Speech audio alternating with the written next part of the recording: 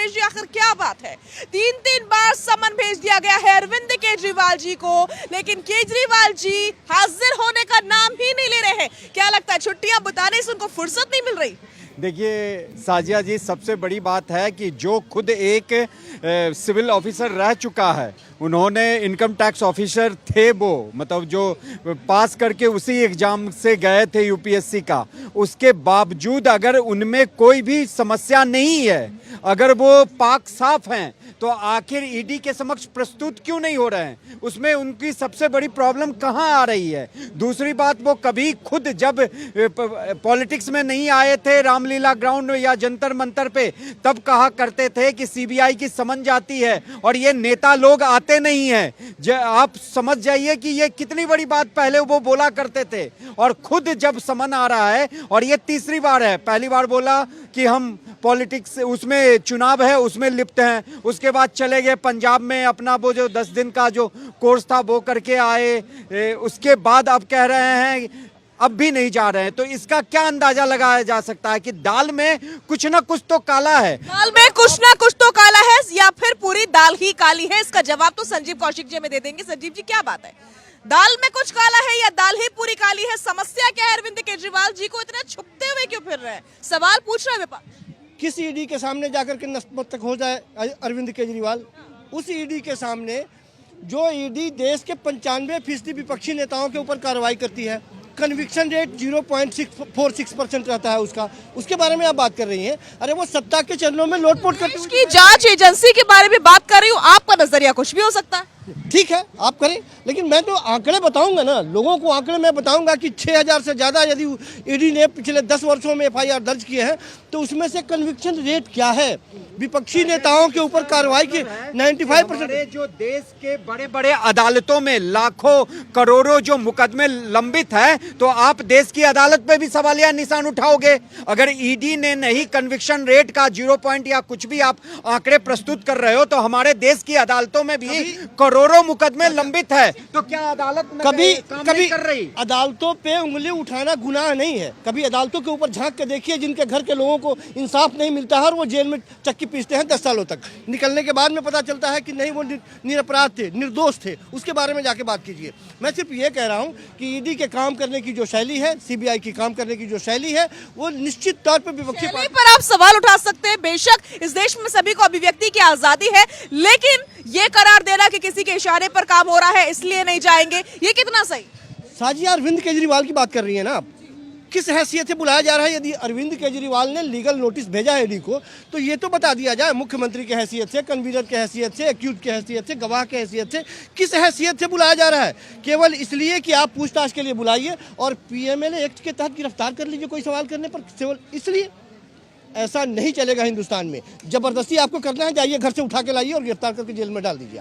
कम से कम लोग तो देखेंगे। प्रियंका जी, ऐसा कब तक चलता रहेगा? अरविंद केजरीवाल को एक के बाद एक समन दिए जा रहे हैं। इन्फोर्समेंट डायरेक्टोरेट की टीम बात करना चाहती है, सवालात करना चाहती है, लेकिन हाजिर ही नहीं होते जनाब। देखिए, सबसे पहली बात कि आम आदमी पार्टी आम तो बिल्कुल मुझे लगता है कि रही नहीं, किसी भी कीमत पे वो आम मुझे लगती नहीं है। और अगर आपको वसीयतनामा नाम नहीं करना तो कोई बात नहीं, ब्लड टेस्ट कराने से क्यों डरते हैं? मुझे ये समझ में नहीं आता है कि आप अगर गलत हैं तभी तो आपके ऊपर एक क्वेश्चन मार्क है। कोई व्यक्ति सही हो, उस पर क्वेश्चन मार्क कैसे आ सकता है? इसका जवाब बस मुझे चाहिए कि ब्लड टेस्ट कराने से आपको इतना डर क्यों लग रहा है, क्यों आप इग्नोर कर रहे हैं, क्यों आप सामने आके बात नहीं करना चाहते और आप सारी चीजों को खारिज कर रहे हैं? इसका जवाब वो मुझे लगता है खुद ज्यादा अच्छे से बता पाएंगे कि असलियत क्या है। ठीक है कपिल जी, जब कोई गुनाह ही नहीं किया, गलती नहीं हुई, तो डर किस बात का है? जाते क्यों नहीं बेधड़क और बेखौफ होकर के ईडी के सामने और पेश क्यों नहीं होते? सवालों के जवाब क्यों नहीं दिए जा रहे हैं? डर किस बात का है आखिर? मैम, आपके माध्यम से मैं एक बात कहना चाहता हूँ कि ये जो सम्मन है, ये सम्मन ही गैर कानूनी है। आप देखिए कि पहले भी केजरीवाल जी ने ईडी को एक लेटर भेजा है, उसमें पूछा गया है कि क्या होने वाला है, आप किस हैसियत से आप उनको बुला रहे हो?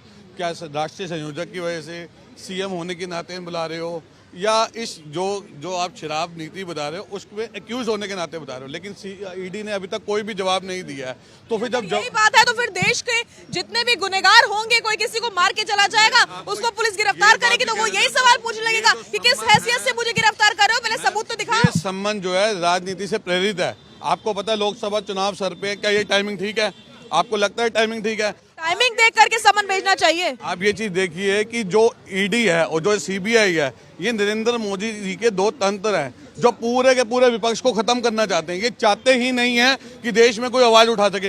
अरविंद केजरीवाल एक ऐसा नेता है जिसने नरेंद्र मोदी को 4 बार हराया है, 4 बार उसने हराया, एक पहला नेता है। मुझे ये बताइए, क्या नरेंद्र मोदी जी के कार्यकाल में ही ईडी और सीबीआई पैदा हुए हैं, उससे पहले नहीं थे? आप बताइए इसका दुरुपयोग कौन कर रहा है आज तक? किसके ऊपर आज तक सबूत है कोई कि दुरुपयोग हो रहा है? कोई सबूत है? कोई सबूत है कि दुरुपयोग हो रहा है ईडी और सीबीआई? बताना चाहता हूँ कि आज अगर आम आदमी पार्टी के जितने भी नेता हैं, जितने भी विपक्ष के नेता, अगर आज उनके ऊपर आप जो एक इल्जाम लगा रहे हैं, जो आप बोलते हैं कि इन पे इल्जाम, आज वो बीजेपी में आ जाएंगे तो बिल्कुल साफ हो जाएंगे। आप देखिए क्या मामले तो कोर्ट में पड़े हुए हैं ना, उनके मामले तो कोर्ट में पड़े हुए हैं, कोर्ट भी तो नहीं उनको आजाद कर रहा है, तो इसका ये मतलब है ना। आप जो है बीजेपी आज की डेट में बिल्कुल ही जो है विपक्ष को खत्म करना चाहती है। ठीक है, ये देखो साजिया जी, ईडी और सीबीआई पर पहली बार आरोप नहीं लग रहा है, 2014 से पहले भी आरोप लगे हैं और माननीय सुप्रीम कोर्ट ने सीबीआई को पिंजड़े का तोता भी कहा है।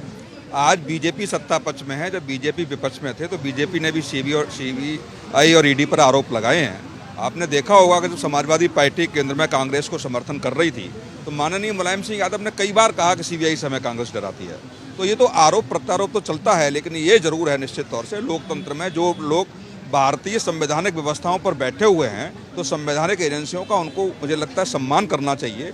निश्चित तौर से ऐसा नहीं है कि ईडी उनको अरेस्ट कर लेगी, लेकिन आप संवैधानिक पद पर हैं, लोकतंत्र के प्रति आपकी जवाबदेही बनती है। यदि ईडी आपको बुलाती है और नहीं जाते हैं और लगता है कि आपको ईडी गलत बुला रही है तो निश्चित तौर से आपको सुप्रीम कोर्ट का रुख करना चाहिए, माननीय न्यायालय में जाकर के कहना चाहिए। लेकिन माननीय न्यायालय में न जाकर के आप ईडी से सीधा सीधा पत्राचार कर रहे हैं, वो मैं मानता हूं कि लोकतंत्र के लिए ठीक नहीं। ठीक है, ठीक है। अब जनता की बारी, जनता क्या सोचती है ये सुन लेते हैं। क्या बोलना चाहते हैं भैया, कहाँ से आए आप?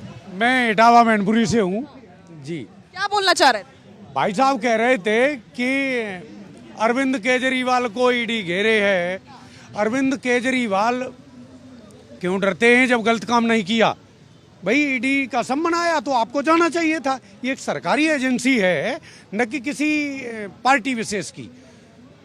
पार्टी विशेष की नहीं है तो भारतीय एजेंसियां हैं तो काम कर रही हैं। डर किस बात का? बिल्कुल, सवाल तो लाजमी है और ये जनता भी यही सवाल।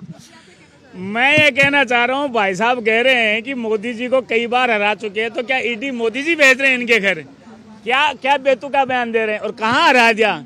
छत्तीसगढ़, मध्य प्रदेश, राजस्थान में 1% से कम वोट लेने वाला आदमी मोदी जी को हरा रहे हैं। क्या बेतुकी की बातें कर रहे हैं? मैं ये कहता हूँ ये सम्मान इसलिए नहीं लेके और नहीं जा रहे कि मुझे राजनीतिक फायदा लेना है। दिल्ली की जनता बेवकूफ बन सकती है, देश की जनता बेवकूफ नहीं है। दिल्ली की जनता को उन्होंने बना दिया फ्री बिजली पानी देके और एक के साथ एक फ्री बोतल देके, लेकिन बाकी देश की जनता नहीं बनेगी बेवकूफ। इसलिए अरविंद केजरीवाल जी जाइए, विधिवत तरीके से जांच का सामना कीजिए और आप पाक साहब हैं तो अपने एविडेंस पेश करिए, अदालत पड़ी है, आपको कोई डर नहीं है तो जाते क्यों नहीं? हाँ जी, इनको जाना चाहिए मिस्टर केजरीवाल को, क्योंकि जब ये मतलब कानून को फेस नहीं करेंगे तो कैसे ये मतलब साबित कर सकते हैं कि ये कानून की